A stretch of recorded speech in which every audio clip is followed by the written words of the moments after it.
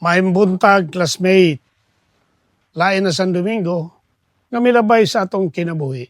Manghinaot ko nga kamong tanan naa sa maing panglawas ug maing kahimtang karon Domingo ha. Classmate, ang gira sa Middle East, gira sa Iran versus Israel o United States, hilabihan kada kong epekto sa tibuok kalibutan. Kita nga niya sa Pilipinas, layo ra kay ta. Hindi ta kadungog buto-buto.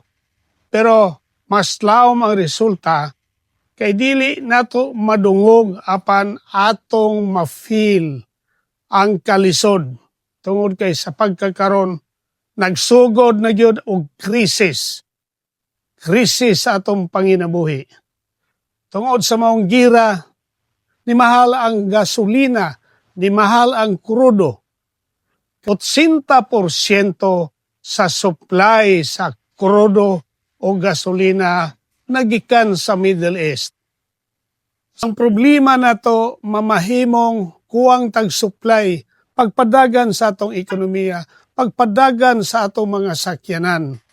Una nga ang resulta karon, dili lang gasolina ang nagmahal, hasta ang mga pagkaon, construction materials, pertinent taas ang gasol.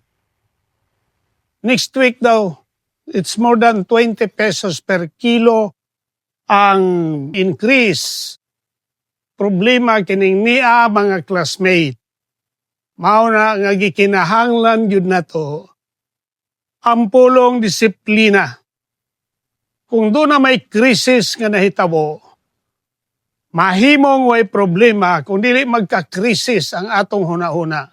Ang atong mindset, dapat walay krisis. Dili na to i-take og mga negatibo nga perspective, negative nga pagpanlantaw sa nahitabo sa Middle East, kung dili atong lantawon nga kini usa ka oportunidad nga pwede na to mapalambo atong kaugalingon tungod kay sa matag krisis.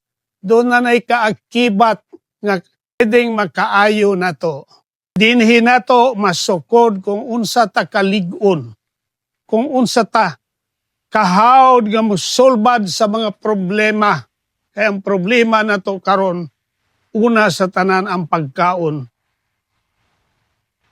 Sa mga mag-uuma, dili pa ninyo ma-feel karon ang resulta sa maong gira. Pero panahon ting tanom, diyan nyo makita ang abono, inputs, mga pesticides, hangtod ang labor cost magtaas. So manghinaot ko nga unta, dili lang mo baba ang presyo sa humay. Classmate, ang disiplina mo ay atong gikinahanglan o kinahanglan nga kahibaw yun ta mo sulbad sa problema. Kay walay problema nga walay solusyon.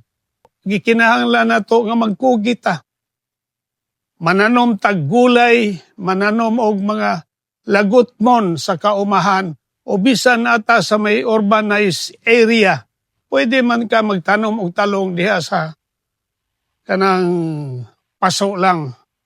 Dinhi na to karon makita kung unsa ta kalig-on sa pagdawat sa resulta sa krisis ug di na to tugutan nga ang krisis mosulod sa atong mindset sa atong panghuna-una. Kinahanglan kahibaw ta og problem solving, mangitag solusyon, dili kay problem crying. Magkalingkawas ra ta ni moabot nga magnormal lagi ang atong kahimtang.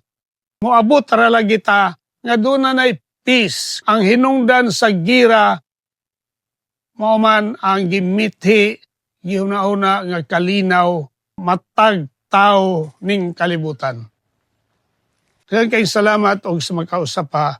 Ako magaingon, kung ikaw na'y pangandoy, may handom sa kinabuhi, trabaho salig sa Dios, labaw sa tanan, salig sa imong kaugalingon.